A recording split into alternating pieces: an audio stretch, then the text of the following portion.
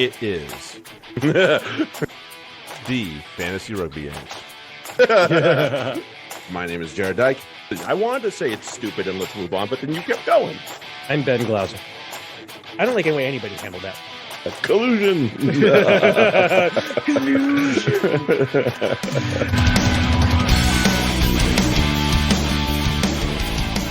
Hey, everybody. Welcome back. It is the Fantasy Rugby Yanks. My name is Jared Dyke. I'm Ben Glauser. And it is, it's a short week in terms of matches, but we've got a lot to cover, just the same. News cycle did not stop and other things happened. So, yeah, we got much to get into. And I might stop the pod and go get a second one of these mid-pod. Would not blame you. Oh, no, probably after what is it, our third segment down? Yeah, probably after that. Yeah. That's going to take some doing. Yeah. Find us on your favorite podcast app. Download, rate, review. Share. Sharing is caring after all. Mm-hmm. Spread the word. That is a healthy beer. I like that. Spread the word. We've got Jared's audio issues fixed. Yes. Yeah, I know that. I thought it was just something going on with my connection when I was listening to the recap, and I'm like, all right, that's not bad. And then I listened to the second one, and it was probably going on for 2-3 pods in a row. So yeah, I thought it was our connection. I didn't realize it was your. No, it's me. As usual, it's me. God damn it, Jared. What are you gonna do? Let's talk about that rather than the sheet, but that's fine. We'll get to that in a minute. Anyway, make sure that you buy our good friend the Rugby Geek George a coffee or beer, because he's a busy boy, as we've been saying. We got one more round of Auto Nations fantasy, so if you've been doing well in that, then he's probably to blame, and if you're not, then blame yourself. So just saying. Also, he's awesome, and he's been doing this for a lot longer than we have. So give him a thumbs up and a little help there. As always, there's no discrimination on this podcast, nor should there be in sports or in life. It's just another sad day here in the States with the nightclub Q getting, just an awful incident. It's just... more right-wing violence in this country. Shocking. Domestic terrorism. This is where it goes. I get the argument behind things like Izzy Folau, he should be able to have free speech and blah blah blah. But the thing is that you cross a line, and when you say things like that are said, the whole drag shows are groomers, and this, it's not. It's a culture. It's fun. These are just people having fun, and you have to make it a thing because you need someone to hate, and that's the essence of. That's why we say no discrimination, because any discrimination leads. This is where it ultimately leads. So. True. This is why we, it's why we do this segment now, which we shouldn't have to, but there's way too much out there that is no, it's cool. Let's discriminate. Let's, it's good to, hate these people. We'll just make up shit just to do it. Just for the sake of it. Yeah. Right. And it's just out of control. So it's not funny. Don't even if you see it in the wild, if you're going to say something on the the internet or something like that. Yeah, shut it down if you see, obviously in real life. But you see that on the internet, don't retweet it and be like, oh, look at this. Blah, blah, blah. No, don't look at this. This is wrong. Shut it down. Don't boost it. Even if to say, look at it's because it creates the culture. What gets said the most in our culture is what kind of goes. So even if you're saying it in just it's got to go. We got to stop giving this air. We got to make sure that the hate anyway. We got to talk about that. It's bad to hate, and make that the dominant cultural thing. Yeah, absolutely. It's another thing for me with the guns, and because we've had 3 shootings in the last 2 weeks or something like that here in the US. Oh, the ones that made the news, sure. I'm sure there's we've had probably plenty more. of others. There's probably more. I mean, we see more than one. Like when they add them up at the end of the year, there's always more mass shootings than there are days in the year. So there's been plenty of shootings that we don't hear about, right? Because it's just not news anymore. Because it's what happens. Yeah. It's so fucked up. Yep, and it's a big thing that causes me a lot of anxiety and stress when I just think about like how bad it is and how stupid people are about it, and just like there's nothing being done. So it's one of those things that if I keep thinking about it, I will legitimately sit there and get angry at nothing. Yeah, and it's just not but that's what it's designed to do too, right? Like it's designed to get you angry whether you're on one side or the other. And the problem is, if you're on the one side, you end up killing people. And if you're on the other side, people get to live and enjoy their lives. So, yeah, I'd rather live on that part. Like, why would we choose to choose the side that ends up killing people? So it's got to stop. I love that. I think it was a transgender attendee was apparently stomping the guy on his face with a stiletto and shit. Yeah, like, good. Fuck that guy. Fuck that guy. And I'm kind of glad that I mean, they put him in the hospital. I'm impressed that they didn't kill him, but I don't think it was for a lack of trying. Yeah, probably not, honestly. No, the one guy was like he was punching him until the cops showed up. He was still hitting him. He said the cops tackled him. Yeah, like yes.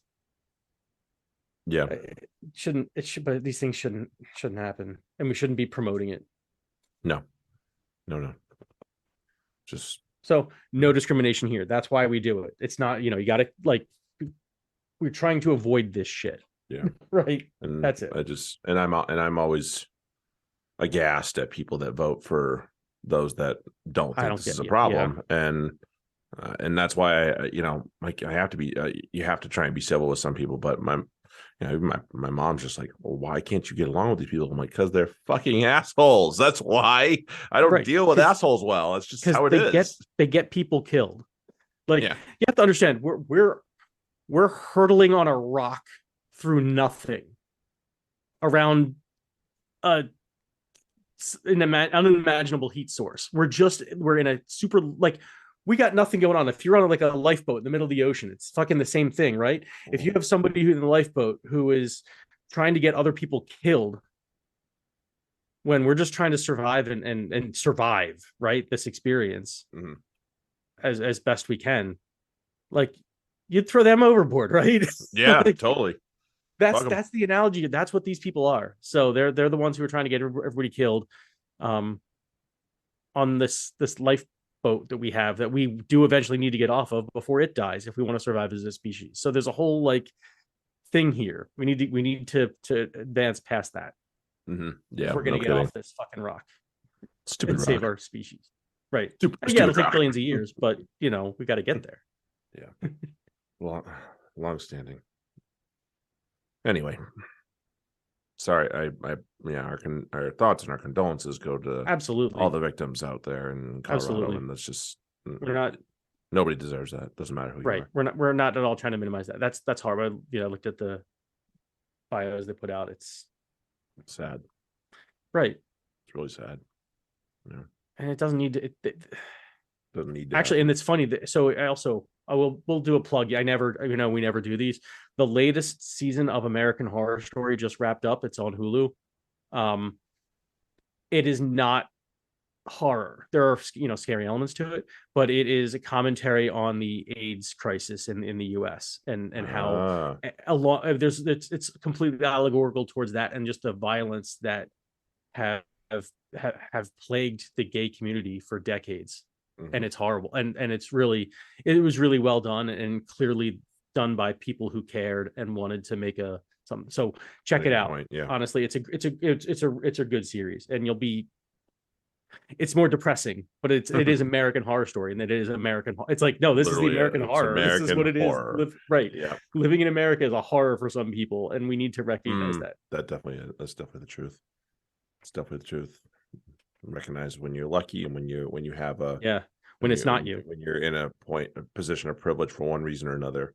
Right. And unfortunately, there are a lot of people that are marginalized here, especially. So it's pretty awful. Yeah. Which is why shit like what's happening over guitar pisses me off too.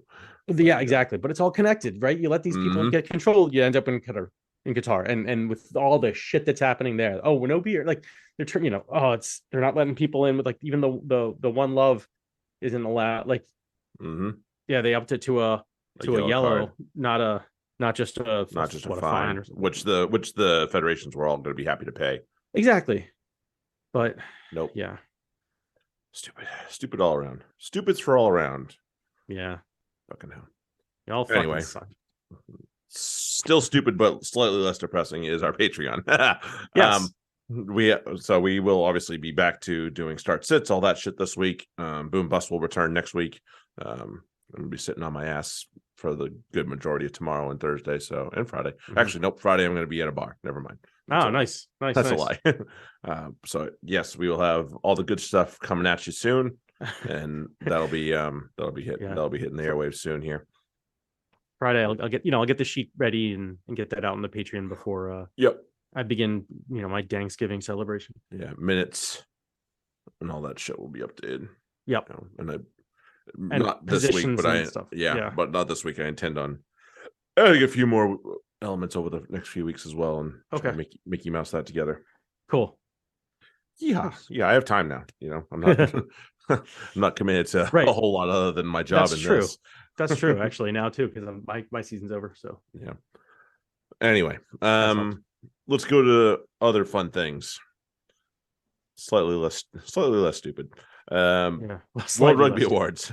Oh, we'll go to that first. Okay, yes. Yeah, let's go to that first. Much less stupid. Yeah, let's go. Yeah, no, that's very stupid. We can get to that later. Yeah. So we have, obviously, we can lead with the players of the year, Rory Demant and Josh Van der Fleer, and I don't. All the candidates were worthy, except for in our opinion, as we talked a little bit about last week, was probably not rightfully there. Not to say he's a bad player, but only two international matches all year. Yeah, doesn't quite cut it. You could have done better.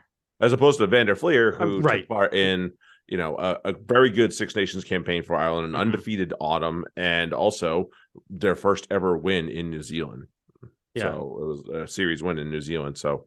And he was a huge part of that. Like he was. Yeah, so very well deserved. Like you'd be hard pressed, especially as a flanker, to have a better year than Van der Fleer had. That was like ever. This is like legends are made from a year like this. Yeah. So the only one that comes to mind is Richie. Right, and it's like, and then he's got the World Cup next. He could own the rugby world for like a lifetime. We'll talk about what's going on with Ireland soon, but it's going to be very interesting. Coach of the year, Wayne Smith, again, another women's coach, which is awesome. Yep. I love it, and you got it. I mean, fuck, it's hard to argue. No, I for the job he did, coming off his duff and into this, and just diving headfirst into it and doing what he did, and obviously the result of it was fantastic. Because up until then, it's up until like this run he had the World Cup. I mean, it was easily Eddie Smith for this award. So, or Eddie Jones, sorry. Wait I fucked it up. God damn it. No, you did a good job. You called him the wrong name because he deserved it. Right. Because I meant Edward Jones. Edward Jones. I don't know. Yeah. Damn it. Anyway. Close enough. Close enough. He's not that important. Obviously, we don't rehearse this. No. Tui and Caputo, breakout players, fantastic once again. Mm-hmm. And then tries of the year. Well, we'll get to where Rodrigo Fernandez came from for Chile, and then Abby Dow. Abby Dow was the try in the World Cup against Canada. Which I think didn't I say that at the time? Like that should be tried. Like something to that degree. To that effect. Like I'm surprised it was, but at the same time, fuck. I couldn't pick a better one, and I've watched a significant amount of women's rugby this year. So yes, that for because it's more than just for both of them. These tries of the year, I like that they're more than just the try, and the try itself was worthy of a try of the year. what the context around it and what it meant for the player and for the team and just the situation. Yep. Find two bigger strides, you won't. You won't. So yeah, really excellent offerings. Just fucking sucks that one was against the Eagles. Yeah, we'll get to that in a little bit here. Speaking of suck, Razzie has been banned, as we were hoping for last week. Good. And it's not as long as of a ban as we were thinking, but it's still a ban, which should still be kind of a jarring wake up call to the guy. Like, I don't think it is. I think he's. I don't think it will be either. I don't think this is enough. I think he's fully embraced being the Joker of rugby, and it's like he's willing to burn it all down just to be a dick. Yeah, his half-assed apology, right, was for what because Wayne Barnes got many threats. It's like, yeah, this is your fault, and you are throwing daggers at him, not anybody else. And your sarcasm in your tweets was not appreciated. I'm sorry, and I am like the king of sarcasm, so no, but it's like so much no. Well, because it's bad faith. You're being sarcastic. Obviously, everybody knows what you're saying, but ultimately, you're too much of a fucking coward to say it. So it's like the fact that like I feel like a 2-game ban isn't really enough, but at the same time, it's the warning shot. It's the you've got do it again. Like do it again and see what happens. And so after because they will just like after that.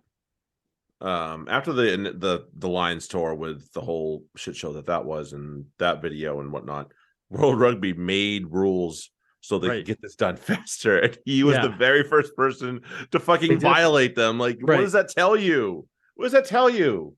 Come on, man. And like the problem is that but it's encouraging them. It's the same thing as I was saying before. He's encouraging people. He's trying to stoke up anger.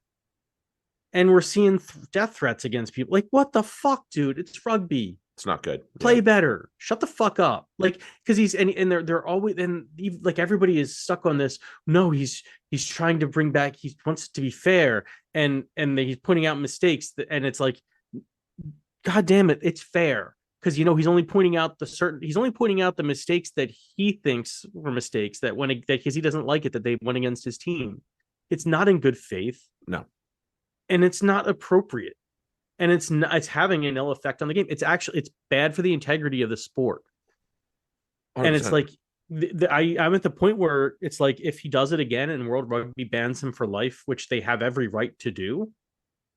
There are abusive officials rules to this. Like they try to be lenient, but at some point they have to preserve the integrity of the sport. Yeah, totally. And it has nothing to do with, hating South Africa, who like they have the best underdog story ever. Like you could just like absolutely love that team if they weren't such whiny little bitches about it. Yeah, if they were a little, if he was a little bit better about it, really. Really. They're making it like, because it's like, yes, he is reflecting on them now. That's the other thing is it's like, okay, this is what you guys are. Okay. Like you're that, like, you really want to be that guy? Like, come on. No. Fuck. No. And I love me some John Smith, and he's even saying like, he's turning the world against us right now as a team, not necessarily a country, but as a team, he is turning the rugby world against us. And again, there's nobody to blame but him. So when you're one of the former captains, and he was by all means a great captain. He also raised the World Cup. When that's happening, it should be a huge alarm bell. So if it continues to happen, yes, you're right. I think they need to start considering like major repercussions. And I know he's already had a year where he couldn't be part of the match day stuff. So now he's going to have a couple more weeks, and I'm sure somebody has gotten on the phone with him and said, "Bro, you've got to sort this out because it can't keep happening. Because if you do," and I'm talking about both from World Rugby and from South African Rugby, like both sides have probably gotten on the phone with him, maybe even a conversation, all three of them, which would be smart, right? and they've decided, and hopefully they've said to him, like, you need to stop this because the repercussions could be damning for both him and the country, and you don't want that. Right. You've got a wonderful and personable and potential like world figure in Sia Khaleesi as your captain, and it's getting overshadowed by him. Mm-hmm.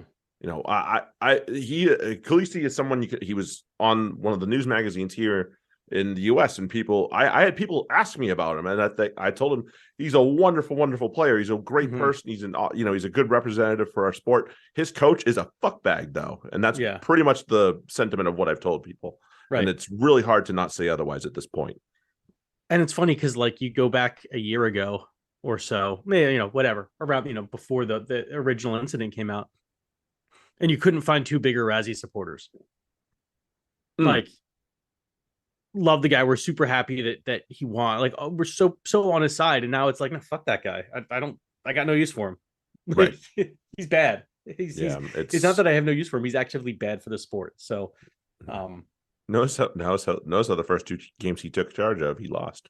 Right. Just saying. Just saying. Yeah. And right. The guy needs to be reined in hard, and I would like to think that South African rugby have their finger on it and are gonna make sure that this is the last time it happens. Right. I hope. Right. I hope.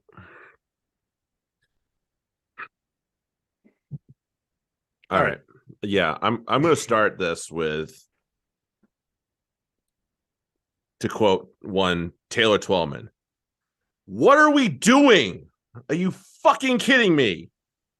I fucking hate US Rugby right now. I am, as I said, those of you that saw it on my Twitter, it was raw, it was emotional, but I'm not fucking sorry about it. I am embarrassed, and everybody here should be, top to bottom in US Rugby, and anybody that's a part of this whole thing. 100% embarrassment. We are such a stupid organization, and we got what we deserved. End of story. Right. And that's the problem, is that the supporters don't really deserve, like, we're getting our ass kicked by our own administration and coaching, and it's just there's clearly no development, because these are now we're getting MLR players in there, and everybody's proud of that, but I think they're forcing it. It's not ready yet. It's clearly that they're not ready yet. The refereeing's not to the same, like, how many rucks with the the neck rolls did we see from the US throughout this qualification period? And more often or not, it was because we were late. Yeah. And like, we got there late, and somebody was over the top of it, and the only thing we could think of to do was fucking neck roll them. Instead of like how easy it is to turn over a ball right after it's been turned over. Like, do that. Just go for that. 9 times out of 10, you'll get it right back. But no, they got a fucking neck roll, and like, the coaching's not there because the players don't know this shit. No. Like, they clearly don't get it. They don't understand they will see you. They all will see you. There's enough eyes. They know the game better than you do. They will see you do it. Absolutely. And they're just not ready for it. And but the fucked up thing is, what are these other countries doing that are passing us by? Like, we have good athletes, and this is true of the women and the men. We have good athletes that are not being used to their full rugby potential. No. And then and then we have our men's flankers, which I don't know who the fuck they are, but all of them can go pound sand. None of them are anywhere near international quality. Garbage. Every one of them. Every one of them. The only loose forward that I had the time of day for the U.S. men was Fana Schultz. Yeah, he's okay. He's like he should be your 20, and then you're okay. You're in a decent spot. Mm-hmm. But the fact that he's your 8 and you're really your best loose forward is. Mm-hmm. How is that possible? We have so many athletes here, but they just don't know how to play rugby. And yeah, it's just it's just really like it's like the guys it's the same kind of as the women, though, is the men who play in the Prem actually showed up. Like, Greg Peterson was noticeable in a good way. Mm-hmm. AJ unfortunately was not so much, but that's because he had no help around him. No, and Like when you're not even I would take Sale's back line over ours. Which says a lot. Although the wings in the back three are good, but yeah, but still, like like right, all top to bottom, like, and like that. So AJ was raking with them, and he can't do shit with this group of fucking mugs. Obviously, Wilson notwithstanding. Yeah, Mitchie Wilson was fairly good, and he's okay. Yeah, he's being asked to do a lot in what was his third cap, his fourth appearance for the United States. Like, yep, that's a lot, and for a third cap, that was a pretty good performance. Right. I'll take it. And here's the thing: like, he was our fullback in these games, and we fucked around with Marcel Brache for too long at that position, and I still think one of our best pullbacks was not available, which was Will Hooley. But we fucked around with that position for far too long. We tried Will McGee, piece of shit. Done. Right. Next. Brahe, not fast enough to be a attacking back three. Right. He couldn't even be a center. Like, no, he wasn't even in this team, was he? No, he wasn't. Okay, good. But it's like, then why'd you fuck around with him for so much? And he was like, he was a captain, and it's like, what are you doing? He's not your guy. No, and we were rudderless. Yeah, completely rudderless. We had no game plan. They were talking about plan A, and you and I were just like, is there a plan A? Like, what was plan A? Right. Somebody explain to me what plan A was, because if there was one, I couldn't tell. And if the game plan was to fucking like kick for grass, we totally cocked that. We were going freaking right at players or in the air, which never really worked. Right. And at what point did we actually attack in this game? No, I don't recall. Yeah, you can't put your finger on it at any point, really. And Portugal had moments where they didn't, but they also had moments where they did, and they took advantage of the one point where we didn't have a player on the wing, and they put it over. Like, and it's not just this game. Even at the end, though, even at the end when it was like the 78th minute, and we're deep in their territory, and we just dribble it into touch. And it's like, no, don't give them the ball. And then we get a penalty out of it. Like, everything just starts going wrong. Yep. Right? Not because we we just gave away possession and then just shit the bed after that. Like, everything you have to do to fuck up, we did. Like, not even like you have to avoid doing, like, just don't go for a penalty. Don't be aggressive in their end. Just make your tackles, and they, don't get a penalty. No penalty. Okay, well, no penalty. But it all starts with giving away the ball. Like, it's the, at the Gene Hackman and the replacements thing. Like, winners want the ball. Yeah. And in that position, you're closing this out. You're saying we determine our destiny. We don't give them a chance to determine their destiny. We control it. It's ours, and you give it away. And then you make mistake after mistake after mistake. And it's like, that's the story of this club, is that they'd rather let the other team determine whether they win or lose. And what the fuck is that? That's not number one. That's not a game plan. But number two, that's just that's crap. And yeah, so let's go to the bigger issue, and it's not just this game. So as shitty as this game was, and it's it was this whole cycle, and there was the stupid fucking thing last year where US was like, rugby was like, oh, when you haven't played a test match in X amount of number.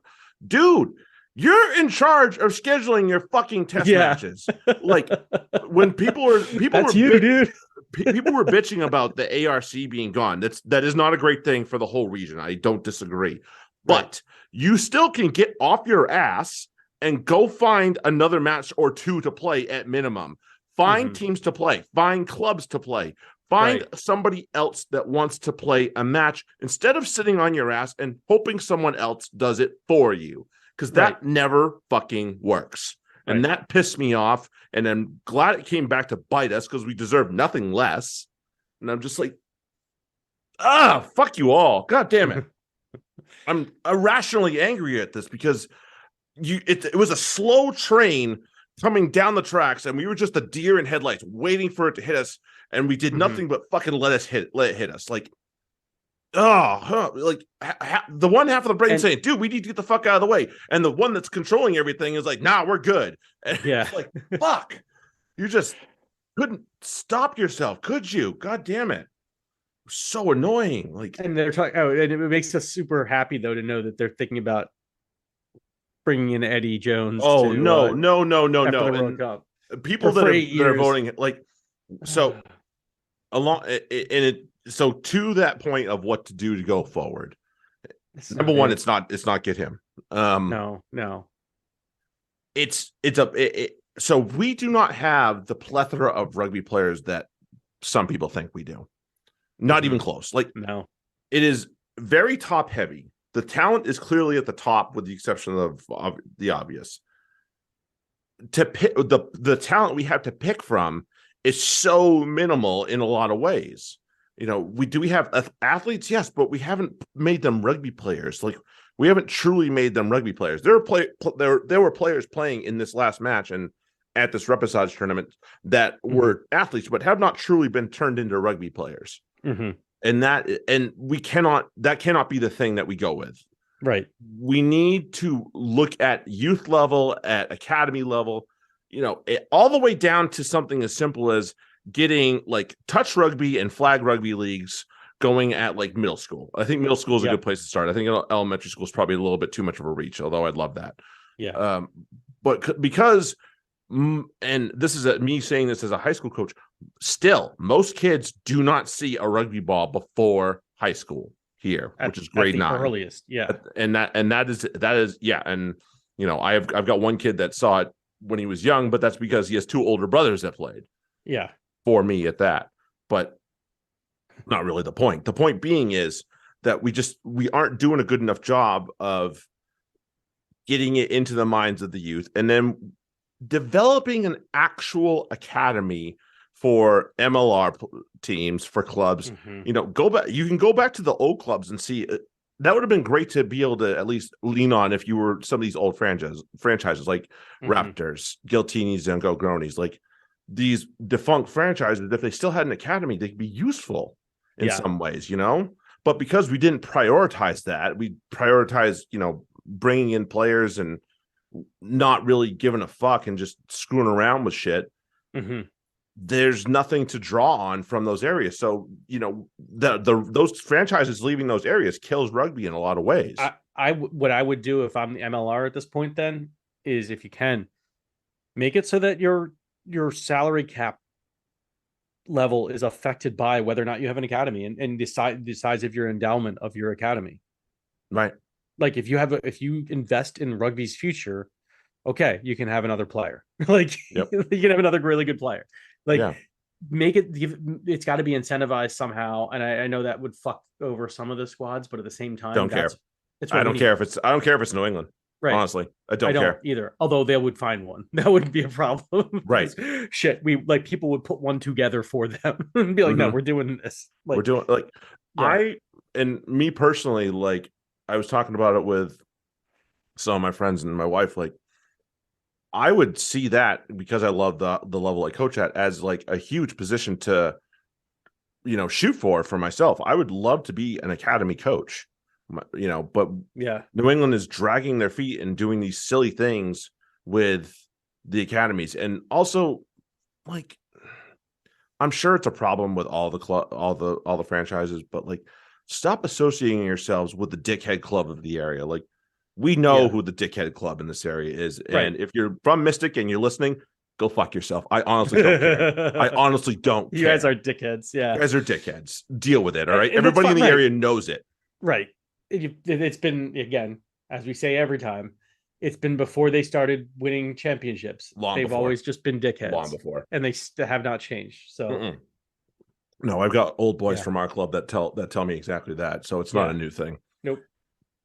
And it's, you know, it's also the thing that annoyed me was there was supposedly somewhere, and I have to get everyone down on record, so that's why they're able to go back on it. but there was supposedly some word about Free Jacks disassociating themselves from them. And then instead they've leaned into it harder, which is really fucking annoying. Right. So it's like, and there are rumors going around that certain players that I know may have to go play for said shitbag club if they're going to ever be considered for a full Free Jacks cap. Right. I was like, that's bullshit, because if they're good enough, why the fuck do they need to play for that fucking team? Right. It doesn't make sense to me. Like, you're alienating people in this area. Right. Don't do that. So if you're also a MLR fan club, a fan of another club, like, I hope this isn't your problem, but I bet you $1,000 it is. Yeah. So those clubs also need to do the same thing. Like, disassociate yourself from whatever shithead club you have. If the players are good enough, they're good enough. And right. Right. And it's just, and if you want them, like, yeah, they can go back and play for this club. It's not a big deal. They'll play with your, they'll get their rugby in. Right. Last I checked, the Independents were our feeder team. No, not Mystic River. Yeah, I know. But so just calling it as I see it. Yeah, and then they'll so a bunch of just because they're dicks. Nobody wants to play for them. That's the problem. Like that's if you most people come away from that club and they're not happy. From what I know, from what we know, like I think both. It's funny because we don't like the Hounds and the Hounds don't like us, but it's more of a performative dislike. Yeah, because like off the field, it's like, no, we like you guys, like whatever. It's the rival. It's a rivalry. It's a true rivalry. We want to be better than them, and we're like, look, if we could have picked anybody and it wouldn't be us. Like if for Boston, if it wasn't going to be Boston Rugby, we would pick the Hounds. And if the Hounds could say it, if it wasn't going to be them, it would be us. And it's like nobody would have picked Mystic because nobody fucking likes those bunch of assholes. No. Nope.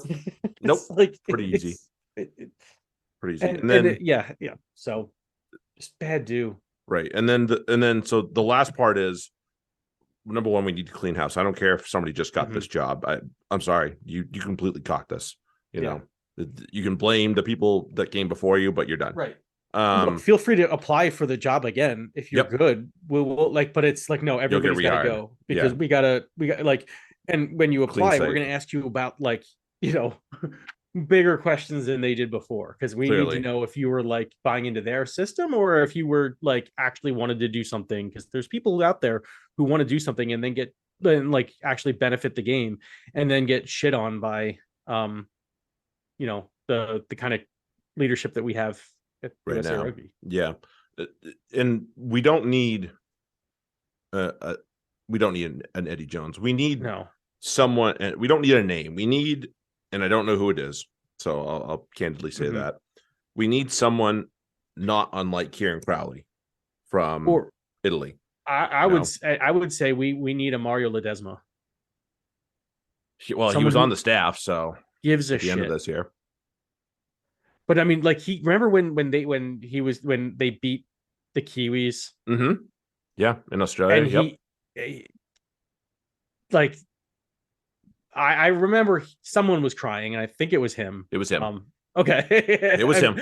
Yes, no. I think it was me too, but I think it was him. Yeah. A lot of people were. But it's like, but we need someone who, like, if Eddie Jones did that with the US, would he be crying or would he be like, look at how smart I am? He'd be more smug than anything. And then that's the reason he would never do that with the US. No. Like, you need someone who's fucking committed to get to USA Rugby, not just to coaching the Eagles. You need someone who's committed to USA Rugby. Yeah. And you can't be, and to me, you can't be here. Yeah, because I don't know how often we'd see him. He'd have to, I think he'd be living elsewhere and come here every few weeks. Right. You just can't do that. It's got to be, and it's really down to that. It needs to be, so it needs to be a coach. And then you also need to look at coaches for our youth systems and like our U18s and our U20s. Like, if we can get, so we don't even qualify for the World Junior Trophy. And we've talked about this before. We don't even qualify for the World Junior Trophy right now, which is the B tournament to the Junior World Cup.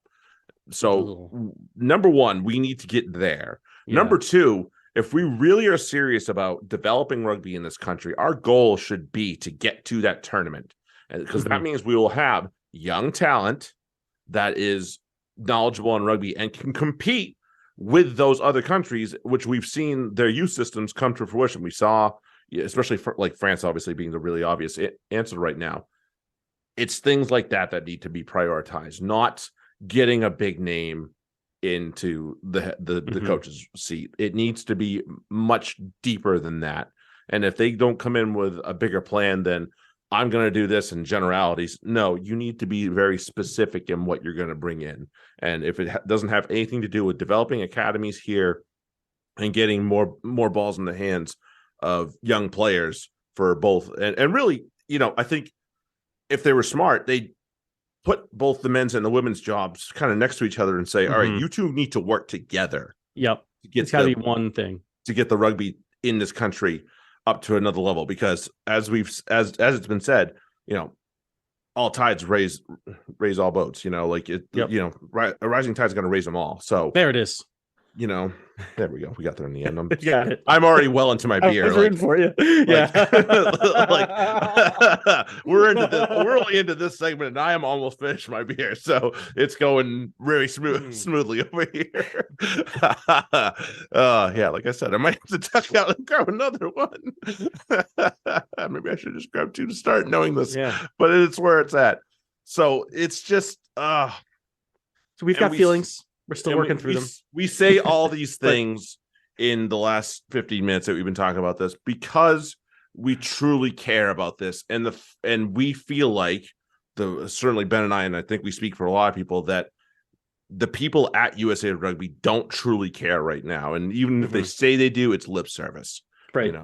We need somebody that truly is going to give a fuck, and we don't feel like that's the case right now. Right, because to this point, so I was talking with at BU. Ellie hired another Ellie who played on she played for the US Maccabees as well just this past year. So we were talking about our stories and playing in the games and all that, and we brought up about playing for the national team, and we talked about and what it would mean, and that there's a decision that you have to make. And I was like, yeah, my wife and I had the same conversation, because she played under Pete Steinberg at Keystone, who coached the national team. So she was very familiar with, she's been coached by several national team coaches. I've represented the US in the Maccabee games.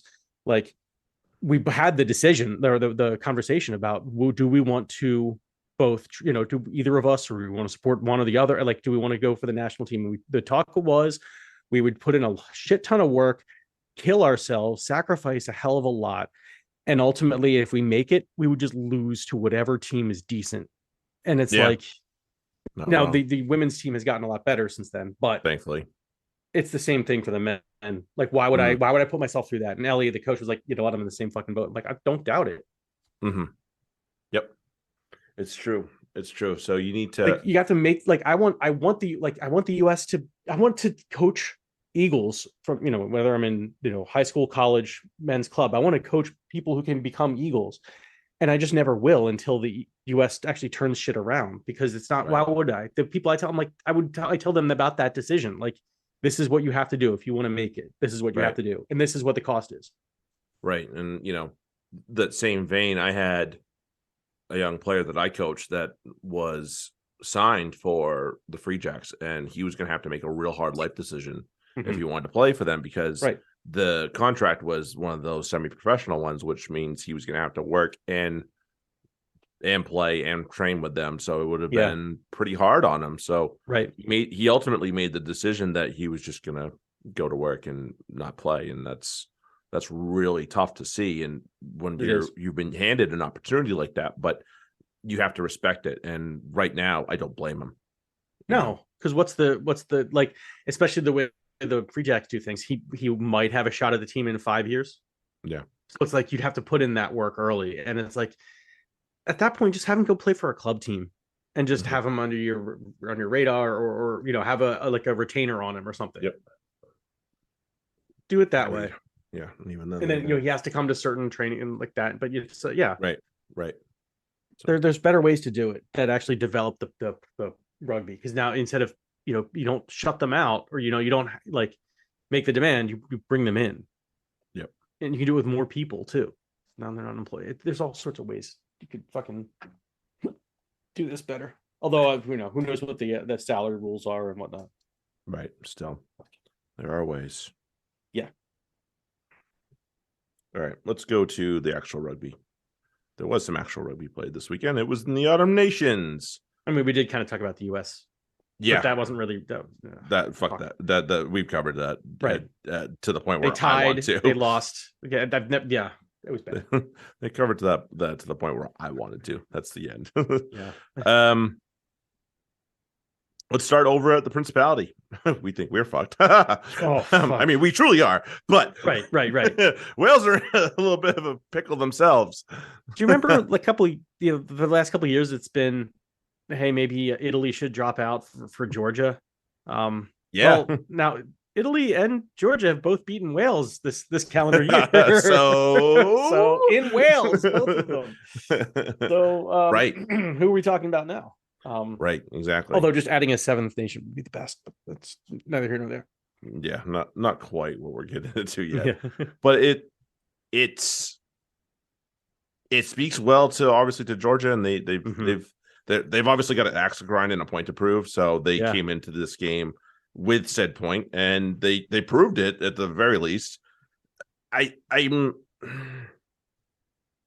want to talk about one Welsh player, and it was Adam Beard, who, sorry, Squidge, like, no, he's not even a top 5 lock in the world. Not even close. He's not really. Even close. Squidge is amazing, but he has some shit takes every once in a while. That is one of them. Yeah, that is one of them. So he is human. Players that he likes. Yeah, exactly. That's what I like about it. Like he has like, of course he's gonna like a Welsh player. Like, yeah, but just kind of check your reality just a tiny bit. Yeah, just a tiny bit. But this was honestly, this is probably the rugby that we're going to see Georgia play, which is not the prettiest rugby. No, but you can still play better than ugly rugby and get it done, and Wales didn't. So that was the problem. That's the thing. Wales I feel like Wales allowed Georgia to control the match. Mm-hmm. Very much. But they just didn't really like. I don't feel like they attacked nearly enough. Mm-mm. And like, yeah, I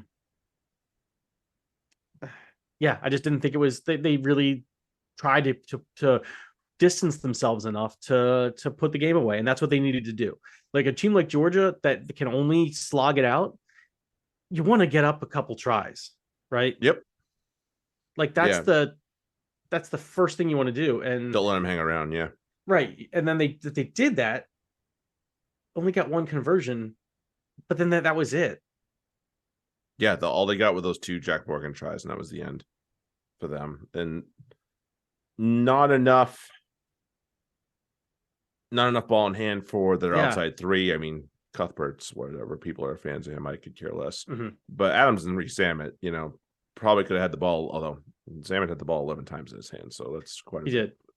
But yeah, still, like, get him in space. Mm-hmm. Not enough, really. I think most people would agree with that. And it's kind of, and way too much kick tennis. Like the thing is that you have these guys who are dangerous ball in hand, and then you played kick tennis, and it didn't work out very well for them. Like a team like Georgia, they're doing it for 2 different reasons.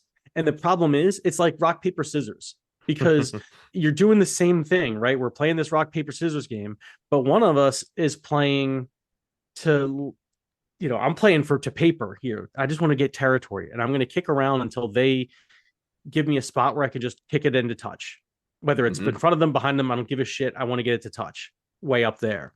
And then there's the other side that's kicking to be like, okay, well, eventually we'll set up a high ball and go and retain it, which never really works out anyway. And then the other team can catch it. And okay, now that's as far as we get upfield. Right. Not a full kick to touch, but we'll work on that. And it's like, they're just playing to get to the other side of the field. Whereas Wales are just kind of kicking to fucking kick to maybe something good will happen. And if you're kicking that aimlessly, the team that's trying to do something will eventually get to doing it. Correct. And Georgia wins. Yes. and we got to give credit to Matakava, the young kid who's playing halfback for them. Mm-hmm. Nails the eventual winner. I was like, is this kid gonna have the stones to get this thing over? And he did. To his credit, he did.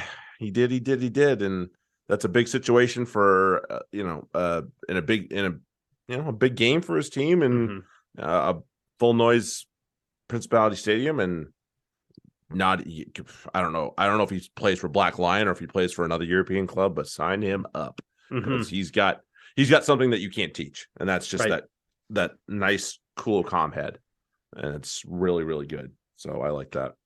So good on them. And Wales, I know we're fucked, but so are you. Yeah. Yeah, big time. At least their problems are so much more easily fixed than ours. Oh, I'd say so too. Yeah, PVAC's gonna have to. They're stuck with PVAC, but Jesus Christ. Yeah. Just a whole lot of no. Let's go over to Italy. I have to say I've appreciated about both Italy and France. They've been moving their home games in Autumn Nations around. And I will say the arena that they played in here, I think it was in Genoa, that is kind of more what I would hope that they would play in as opposed to the one in Rome. Because you saw that, and if you can pack that to the hills and make sure it's more, powder blue shirts as opposed to anybody else. Yeah. It's a fun arena to play in. It is. And they started well. They didn't start poorly, but they teased me. Yeah, just a little bit. Let's see, what was the timeline here? We had, although Arends scored right off the bat, but you're just like, okay, maybe that's a fluke, and then Capozzo gets over, and you're like, okay, we got a game. Yep. Yeah, but they had a penalty, the try. Yeah. Yeah, the conversion. So and it looked like they 8-5. It was like 13-8 at one point, 13-11, and then just start the floodgates opened. I was like, there's a try, including the Colbe try that he had to come up for, dummy. Yeah. But Curtly Arden says all over the place, and and Benami was over, but we heard kind of the the side effect, the repercussions of Razzie in this game with Matthew Carley, who does not take shit and is very sticky about a lot of stuff. Basically tells Siaklisi, like, if this player tells me that I need to call it both ways again, he's going to leave the field. It's like, and that unfortunately is what Razzie does. Like, that's the type of thing that comes out of this whole thing. Right, because he's giving players license to question officials on the match, in the match. And it's like, no. Yeah, it's not great. And players will ask about certain things in a game, and everybody's gonna ask for a knock-on when it's a knock-on, stuff like that. Sure. But you just when you make a comment like play it both ways or call it both ways as a player, the referee's gonna give you a couple eyes, So just you gotta be very, very careful about that. Right. If you want it, like, the way I always did it, the way I always managed that as a captain was to call them and be like, look, if that's the standard, then that's the standard, right? Like that would be it. If that's what we're calling, if this like the rules we're playing under, good. Let's play under those rules. Then I'd say that to the team, and I would ask that of the officials. Like, okay, then let's, it's not as much of a call it both ways, but let's maintain that standard. If that's the standard, yes, I totally agree with that. Because sometimes they're inconsistent within the game itself, and it's not both ways. It's just that this one I like, this one I didn't like, even though one seemed, like it. But it's like, if the referee makes a standard, okay, then call the whole game to that standard. Yep, us too. We're good. That helps us. Yep. Well, no, if that's it, we'll play to it. That's right. That's the line. That's what you want. Let's go up to Murrayfield. Player of the match, Finn Russell. And it just makes Gregor Townsend cry in his Cheerios later. Right. And I love this game was such a wash that Stuart Hogg scored. Yeah, right. I had the same thought you did when he scored. I was like, well, there goes that. Well, there you go. Like, yeah. And right. Finn Russell, what a fucking performance. I mean, Yeah. Mm-hmm. This is honestly a such an important match for Scotland. I think I think there people are taking um the Pumas a little lightly. I think that was an excellent side they put out there. This is a Yes. this is a side that by all means should fucking, even with Finn Russell being brilliant, they should boat race Scotland the way Scotland normally play. Like the Scotland Yeah. team that we've known, like from Six Nations and whatnot, Argentina should just run them off the fucking pitch. And Right. it went the other way. It did. So It did, and speaks well to Finn. it really does. And you used everybody. You look at it, two centers, two wings, scoring tries, or a fullback. Oh, that's it. It's all the back line is scoring tries. Mm-hmm. Tuipolatu, Redpath, Yep. Van der Merwe. Yep. Graham had a Hattie and Yep. Huggy. Like two centers and your back three scoring, all represented on the try sheet. Yeah, job well done by Finn. Yeah, totally. I don't think there's a whole lot of argument out of that, and it's and so to dig into their forwards a little bit, and we'll talk about the sledging that was happening in some of those afters, but the inclusion of Jack Dempsey and not Magnus Bradbury in this match really just baffled me, because yeah, it does. Like when Bradbury signed for Bristol, we were like, oh, this is going to be great for Scotland. And again, as we said, Cotter and Eddie Jones might be, two birds with a feather. Like he just totally ignored Bradbury during this. Is like, was Jack Dempsey really that good in this Autumn Nations that he wanted to, play him this last match and not maybe pick up the phone and say, hey, get your ass up to Scotland. We're gonna play you this weekend. Like, not even on the bench. Not even on the bench. I was like, no. That is so shameful in a lot of ways. And I hope he gets a run in the Six Nations, because the guy's been brilliant for Bristol, and Bristol's had a bad season, and he's been one of the better players.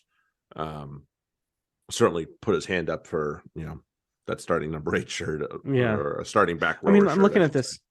Yeah, I'm looking at this, and Dempsey had 60 meters on 10 carries, with 3 tackle busts. But it's like I feel like Bradbury's been doing that in a half. Although the 10 carries not so much, but like I think he's a better carrier than 6. Yeah, he's definitely a better attacker, and yeah. So and with that, so and we talk about balance in the back row a lot too, and you have probably 2 very similar players in Fagerson and Dempsey, and then you have Jamie Ritchie. So which one of those is the ball carrier really? And I don't think you can say it's any of them. No. And on the although bench, I mean, Christie's not even the ball carrier on the bench. Although I'm glad he got another go. Yeah, but I mean, like, this is also a team that's missing. Yeah, they're missing the mish. They're missing the mish. Watson, yes, and Darge. Then who are the ball carriers? Those are your ball carriers. Darge probably would be for sure. Yeah, and Hamish can he's a little bowling ball in an attack. Like, I think he puts more effort into his tackling and defense, but no doubt. Poaching, but he's still like when he gets it too. Like he's no slouch in attack. No, you're right. He is more defensive as an overall player. But either way, I trust him as a ball carrier. Like, yes, that's the 2 of them and Jamie Ritchie with Bradbury in the backup, or those 4 in rotation. You're good. You're all right. When doing just fine. I'm just looking at Argentina here. Like when Alemano got the yellow, you and I were like, wasn't Lavanini, you sure? And then the very next play, Lavanini gets a card. Oh, there it is. The odds finally caught up. I was like, he's got to get a card soon, doesn't he? He's like due. Yep, there we go. All right. The universe is okay. The universe is all good, folks. Oh man, I was like, okay, this is weird. Like, it was a second row, it was a card, but it wasn't Lavanini. That doesn't make sense to me. And never mind. We saw so many different combinations in this match. We saw 15 on 15, we saw 15 on 14, we saw 15 on 13 and 12. And 12. Yep. And then we saw 14 on 13. Yep. For a hot minute. Yeah, it was weird. It was I don't know how that worked out, but there was definitely a 14 and the 12 or 13. It was weird. It was at least a 13, but yeah, it was like, what the hell, man? And so the sledging that freaking Montoya was throwing around first to Jamie Ritchie and then to freaking Duhan. Like when Gallo gets sent off, I was shocked because it should have been Matera. Yeah, it should have been Matera. Oh, I agree with that. Shoving everyone around, like everybody. Like he comes in, he shoves Ben White, he shoves he's just like he's just being a total dick. And then he comes over. Was he the one who he like shoved Hogg or somebody too? Yeah, whatever was on that afters over there. It was started because he shoved again. Because he shoved. Right. Yeah, I think he shoved Hogg again. And it's like, but no, I mean, and here's the thing for Richie, like you got to be smarter than that as captain. Like, anytime you're going to try and put hands near your face, hands near your necks, it's not going to necessarily end well. So you got to remember that. And I saw it happen, and I was like, ugh. Yeah. Probably going to be lucky if he gets away with not getting sent to the bin, because no matter what happens, you still have to try and keep a cool head, especially as the captain. And that was just really poor on his part. And, this is a new role for him. And if this is going to be his role permanently, I hope this is just a very minor blip on what will be a better career as a captain. So hopefully this is just the one and the only. Yeah. Yeah. I think that was just it's easy to get the red mist in a situation like that. So definitively did. You got to not do it though, as you said, if you want to be a leader. Yeah, if you're a leader, you got to not do it. Like, same kind of thing with Matera. This is why it's, again, he's not the captain anymore. Well, the problem is that's not why he's not the captain anymore. But well, no, but different story. Right. This is why he will never be the captain again, because he does shit like this too. Right. So. Correct. Let's go to Twickenham. So, England play, 10 minutes of actual rugby? Yeah. And they score 3 fucking tries. Kick the shit out of the All Blacks in those 10 minutes. Right. Yeah. And it's like, and if that's not, and it won't be because he's too stubborn and stupid and he's always the smartest guy in the room. But if that's not a fucking wake up call for Eddie Jones to open it up and say, "Oh yeah, let's go for it," and like actually play rugby, I don't know what will be. And I felt for Van Poortvliet here, because he's got he somewhere, maybe not consciously but subconsciously, has it in his mind and knows that Jones is very well known for pulling guys at or before half because they have a bad game. Right. And it's not a new thing. And sometimes they never see the light of day on England again. Yeah. I think Jack might have got to the point where he was just in his head too much, because he's like, okay, when he was wondering when Eddie's going to pull him more than he was focused on the game. I think so too. And I feel for the kid. Yeah. Yeah, you shouldn't have to play with that, but because Eddie sucks as a man manager and as a player manager, let's be honest about this. He's not a player's coach, and anybody that says otherwise is fucking stupid. Because he's not that. He's not someone that's going to go in and Van Poortvliet's a young kid that's got a bright future, and he could be the England 9 that they need for a long time. But because he's so young, he doesn't need the freaking sledgehammer. He doesn't need the uppercut to the chin. He probably needs a quiet word in his ear, and he doesn't need to necessarily even have the opposite, which would be the arm around the shoulder. He probably just needs a quiet word about like 1 or 2 things for him to focus on.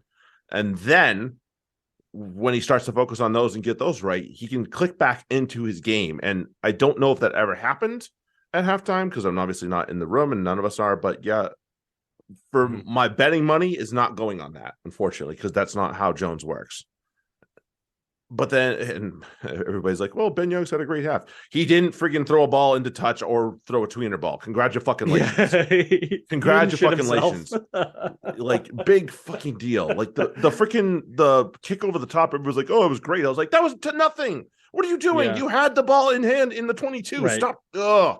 Yeah, that was bad. That was a terrible kick. The one time he tried to go for a run, he got freaking stuffed by 2 guys. I was like, what are you doing? Like, congratulations. He didn't have a completely cock up match. Woohoo! Right. If that's your standard, I don't want to fucking any part of it. So, right. Or at the very least, that means he can come in and really be another, he can provide energy for 20 minutes. He can be a 21. That's fine. Like, yeah, that's fine. Not your 9 for the future. No, it's not. And you can't be your 9 at the World Cup because you need someone with more of a spark over 60 minutes. Right. And Ben Youngs is not that. Ben Youngs will play 20 and then he'll box kick because he's kind of cocked. And think about what kind of game this was for Van Poortvliet. Yes, he played in Australia, but that's nothing. That's honestly, and I'm not saying anything against Australia, but you're going to be in a hostile environment. You're going to be in. There's something different about playing a huge hoe game, and then, as you said last week, about that jersey that you see across from you, that fern and that black, like that is a different level. Despite what this team might be right now, which it's not its best team that's ever been, we know that. Right. But still, it still brings which also something. Goes to tell you, like you tied at home an All Blacks team that is not up to All Black standards, not even close to up to All Black standards. Yep. And you tied so again, it's not this isn't something to be. It's not a good result ultimately. No, it's nobody. I mean, neither team also should be dancing in the street either. Also, I will. This is just a standard for me. And just how I would want to coach and how I think you should coach in a match like this. You don't fucking kick to touch. You have a go at it. What happens if you lose? What happens if you lose to the All Blacks? Oh, they lost to the All Blacks. Cool. What happens if you win? You beat instead, the fucking All Blacks. Right. And not only that, but you scored 4 tries in the last 10 minutes, or kicked the penalty to or whatever. You scored 3 tries in the last 10 minutes and found a way to win. Like that, came back to win. Instead, we scored 3 tries in the final 10 minutes, and then we had a tie. It was a good game. Yeah, that was nice. Let's go home. Let's go have tea. Like, what the fuck are you doing? There's fucking no testicles to that at all. Yep, which isn't really fair. No gonads. Whatever. No guts. No guts. No bravery. It's just a bad call. And Eddie made the call, and it's like, yeah, that makes sense. It's an Eddie call to make. Yeah. Like, we're done. We tied. Good enough. We didn't lose. Was there a hint at what part of the All Blacks game plan was to you in terms of maybe picking on someone? Oh, they went after Noel so hard. Yeah. I was noticing that too. I was like, oh, they're picking on Noel, and he had one moment where he was able to stand up to it. For the most part, he was an F. No. And the funny thing is they picked on May and succeeded with May too, but then they were like, but it's so much easier with Noel. Like, I was like, because at first I was like, oh, they're picking on both wings pretty hard, and then they just went at Noel. They're like, no, this is where we want to go. This is the one. This is the one. It's like the kicker and water boy. Yeah. Like, yep, that's my bitch. And it was pretty evident early too. And yeah, he was getting housed. So again, a couple of told you so's coming over here, telling you so again, or telling you as I told you so. That's what it is. I'm going to say this. All Blacks had the lead when Sham Frizzell came on. That's also true. Just saying. Why they didn't? No. Fuck him. Also, you know how I was talking about this? The All Blacks really need a 7 that interjects themselves in attack. God damn. Dalton. They got him. Yeah. They got him. This is why I was puzzled when they picked Sam Cane and they kept him at 7. Well, you might get another shot at something else here, because and they may renege that. They got the offseason to think about it here. Yeah. And because Cane can't be a true 7 anymore because of his neck. No. Right. And that's when they talked about that and how they're trying to get around it. And I think the answer is you can't. So you have to stick him on the bench and give the armband to someone else.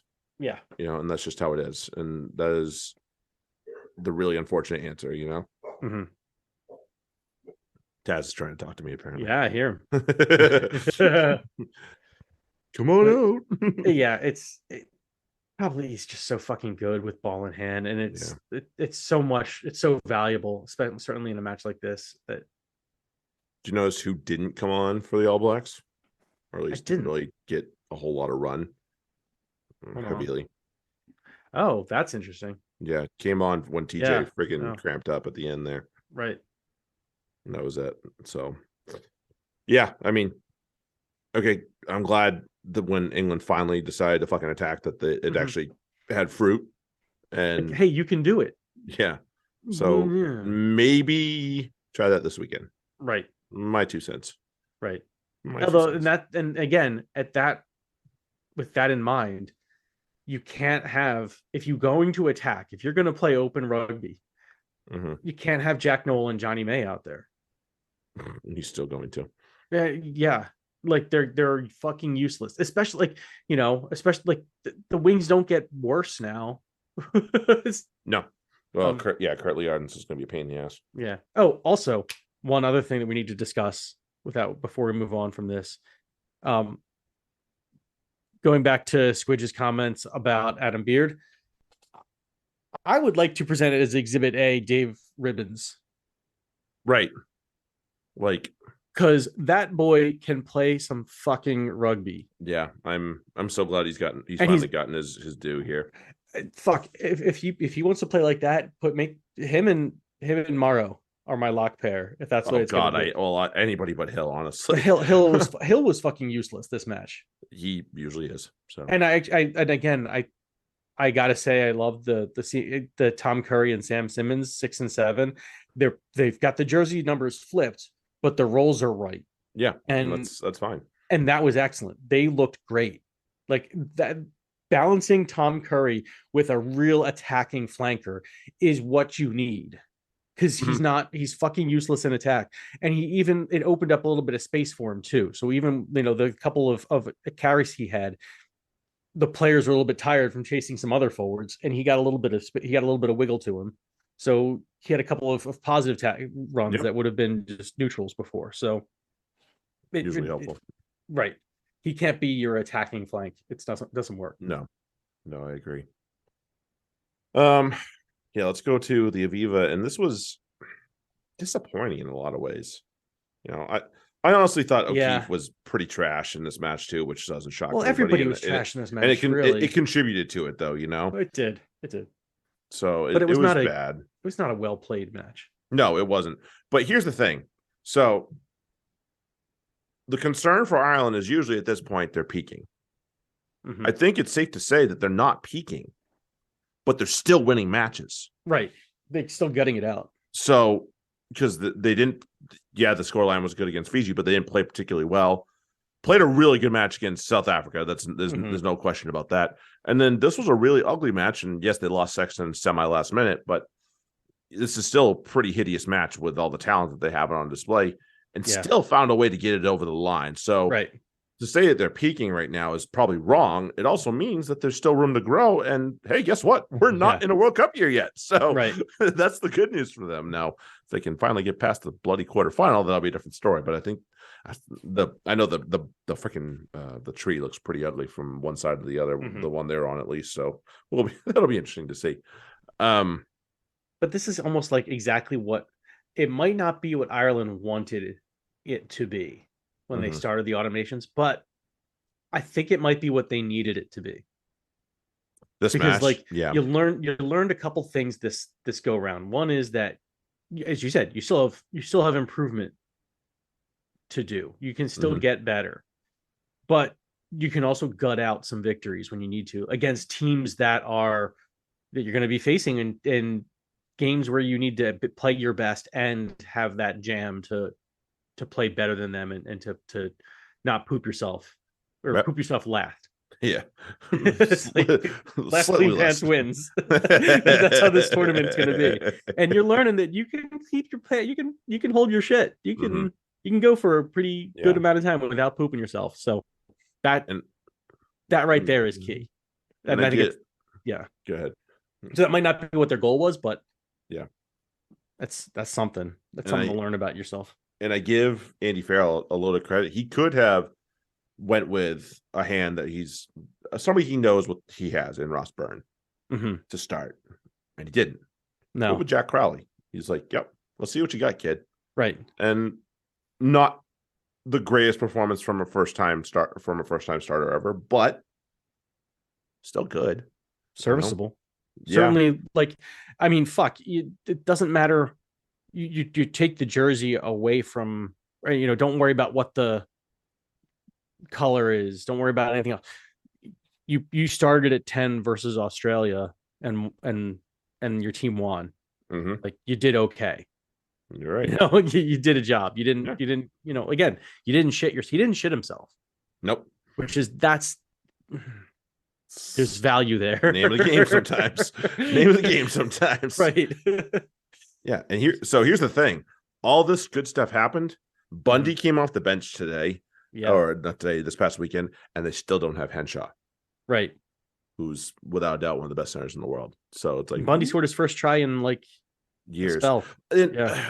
That is like such a very that try was like, I was yelling at the TV like, "Can you move the fucking ball?" Like, yeah, because they were doing pick and jam and coming to nothing. And I was like, they moved it 2 fucking players away from the ruck, and Bundy gets over. I was like, God damn it! That's why I hate that shit too. It's like, yeah, listen, this shouldn't be your attack. This should be something that sets up your attack. Right. And it was not what they were thinking, but thank God somebody finally decided, no, let's just move this ball, and finally got over. I was like, God damn it. Yeah. Oh, it's so annoying when that shit is right. going. Well, I think wasn't that like, I think they had advantage, and KC was like, I've had enough of this shit. We're going. Yeah, like, I think so I think too. he said that it's like, fuck you. I'm playing this ball. I was like, thank you, God. I was so annoyed. I was like, oh yeah, Kirk Casey was on at that point. So good for him for seeing that and doing it. Yeah. But yeah, so it's a lot of good for Australia. This was obviously thus far this has been a very poor tour for good job by Ireland. This has been a poor tour for Australia. I had Australia on my brain. It's got one more to it. If they don't beat Wales after what Wales just did, you got to call it an epic fail. Really, it's time to look inwards. Yeah, and I think you need to just. Yeah, everybody that's like, oh, Bernard Foley. No, so much no. Like, you need better. You need a better 10. Right. Oh well, yes, that is the thing. Yes, but that is kind of a thing in their favor, is that they don't really have their best 10s available. No, besides LSU. But still, who else you got? Like, really, where the cupboard is pretty bare in Australia. Yeah. For 10s. Yeah, that's why I appreciate that they were trying to get Ben Donaldson some time, and right, so on and so forth. Maybe King Quaid comes back. Who knows? Yeah, and then maybe Tamua comes into form and for the Rebels this year. Who knows? Yeah, I think that's. I'm got some serious answers. O'Connor would be the other one, obviously. Yeah, wasn't he? He's hurt too, right? He's hurt. Yeah, but Tamua, I would say. I don't know why you wouldn't pick Tamua over Foley for this tour. Yeah, I think I think he was banged up. Okay, I think he's banged up too. So they've injuries all over. Yeah. So it's hopefully I want to see Tamua. Like, this is like the tour you'd want to see. He better be fucking hurt. Like, right. Agreed. Yeah. Agreed. And then let's go to Marseille. Or Toulouse, excuse me, it's Toulouse. They were in Marseille last week. France and Japan. Not quite no DuPont, no problem, but they found ways to get over the line. I think a player that's going to probably be an unsung hero, except if you're wearing blue, is Macalou for France. He's come in and had to play. Apparently he can play back row, but he's had to play in the back line as well. This is the second match in a row he's had to do it, and he wears the 21 for that reason, because they're like, well, if we can, we're going to put you in the back row, but you can also go play in the back line, and he's had to do it twice in a row. Probably not necessarily. That's pretty impressive. Yeah, I mean, it's fucking ridiculous. Yeah, it's pretty good, just the same. So unsung hero for them for sure. And I don't think that Luku did an amazing job filling in for DuPont, but I also don't think he did a whole lot of bad. I think he had one moment where it was like, a little harem scarum, but other than that, pretty good. I'm surprised. I'm honestly surprised because I know this because I picked Kuyu as my super sub, but I was surprised that Luku stayed on for 70 minutes. Yeah, about like that he didn't play 70 minutes well. He played well, but like I think like after 60, then it would have been time to. I would have liked to see that team with 20 minutes of a different scrum half to see what would have happened, and we didn't really get that. I was kind of disappointed by that. But I think Kuyu. I know how much of a spark he can be, and I guess they didn't really so much need it, but at the same time, it would have been nice. As you said, it was kind of clunky. This attack, a little bit. Yep. I mean, which is funny to say about a team that scores 35 points, but they could have put up a whole bunch more than that. They have the firepower to do it, and it's kind of surprising that they didn't. Right, and the other, I think there's a conversation to be had about the 10 shirt as well, because Intimac was not great this series necessarily, and I thought Jelly Bear really provided a spark when he came on. I think he came on all 3 times. So there's a lot of good there, really. I think that needs to be considered. You know, so, and I'm if I'm Gaultier going into the Six Nations, I'm watching top 14 very closely and Champions Cup very closely leading up to it, because the two of these guys are one of these two is going to be your 10 best form wins. Right. Best form wins. And I know Intimac's the incumbent, but really I would not necessarily say that to give him the shirt. I'd say he's got to earn it. Right. So, and then I'm with you on that. Like it should be an open competition, because I mean, they're both great. So don't just give it to Intimac because he was there first or something. Like it, right. You know, Intimac and Intimac's been good, but he also, I think he could be to the 10 shirt what DuPont is to the 9. Right. And he's not right now. Like they were on a trajectory to be like the ridiculous 9 and 10. You can hear us talk about it a couple of years ago. And DuPont has been every bit what we thought he could be. And Intimac so far has kind of plateaued. Yeah, I know. Or even just kind of been like he's kind of been even to the point where he's inconsistent. Where like sometimes you're like, he does that thing where he did against New Zealand, where he makes that ridiculous run and starts a try. But then there's matches like this where you're like, you're 60 minutes in or so, and you're like, I have not seen Intimac this whole fucking match. Yeah, what the fuck? Ready to go. Yeah, like I would like this is a match that he should take over. He should just run, and he kind of just like, I'm good. Yeah, it's a very French thing to do too. So who the fuck? Who knows? Yeah, and for the Blossoms, it was there's some really good things to like for them that came out of this match, despite the scoreline. Fafita, I think, is probably someone that you'll see more often than not in their team, if not in the 15. Riley has really put his hand up in this tour, so I give him a load of credit. And that's not mentioning the fact that Kotaro Matsushima is on the bench for this team. So they still have Tavita Tatafu, who came off the bench as well. We talked about how Leach they need to find a way to get Leach out of there, and unfortunately, like apart from Tatafu, I don't know who else is going to take that role. So they really, that if I'm Jamie Joseph, that's one of the big things I need to look for, is that Nagare will be their starting 9 probably when we kick off in France next year. Although to say that they have 2 quality 9s now is pretty cool as well. Yeah, and they have they started with Lee this match. Yamasawa was nowhere to be found. I think he was hurt, and that again was a good 10. So I think it's still a lot of good to be seen for Japan, and the passes need to stick. That is the number one thing for them. If the passes start to stick the way they like to play, then it's going to be really fun to watch. And if not, then the last 2 games are going to be the result. Right, and that's just how it is. Because they cannot make mistakes. with ball in hand. Like No. they gotta you gotta have that ball. You know, and end the phase with it in your hands, because Yeah, totally. the other team will just,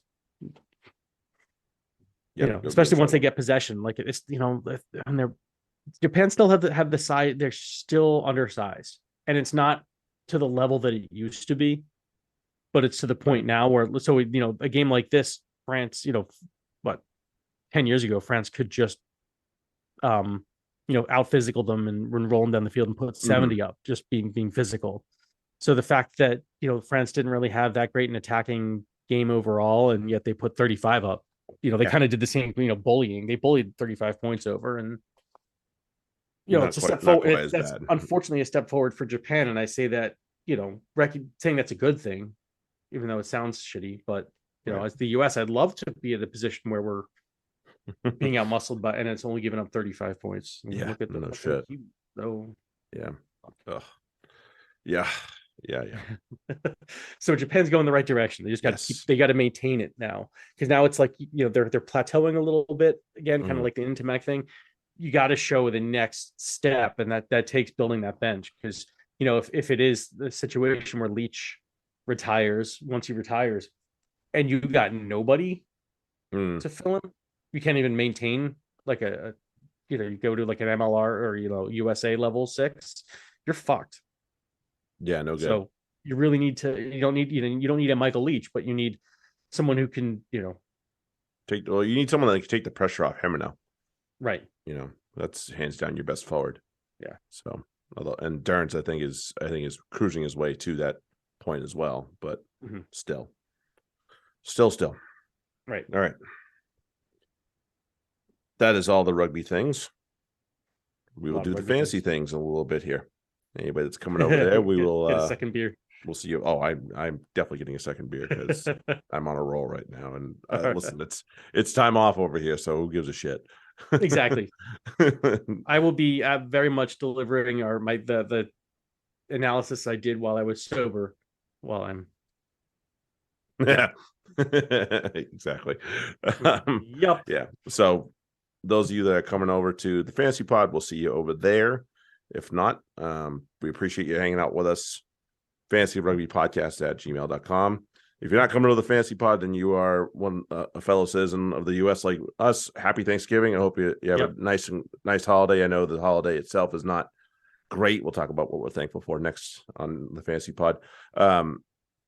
Yeah, not great. Not for a great reason that we have this holiday, but I do like to enjoy it by getting together with friends and family just the same. It's the spirit of it. Like try and think of it that way, and not why we have it. Try to think of it that way. Well, what's intended to be. I like that, and I think that's something we should all do more of, is come together and eat a fuck ton of good food. I'm into that. Yep. I saw a tweet this morning that was like, please keep people who are lactose intolerant in your prayers. They are going to make such terrible decisions this week. And as someone who's lactose intolerant, this is accurate, because what happens on Thanksgiving is you don't say no to a dessert, and you don't always have your pills on you. So I'm glad I'm not coming to your house this year. Fuck. No, I have I'll that won't be a problem for me. But yeah, don't forget your friggin' pills, Dopey. This is a quiet Thanksgiving for us. So yeah, we're not going to like 2 or 3 things, but back in those days, yes, there were bad decisions made. Bad decisions were made. I regret nothing. Oh man, well, we'll see you everyone over on the Fantasy Corner that's coming over there. If you're not, enjoy the rugby this weekend. Happy Thanksgiving. Have a good one all. Later. Good.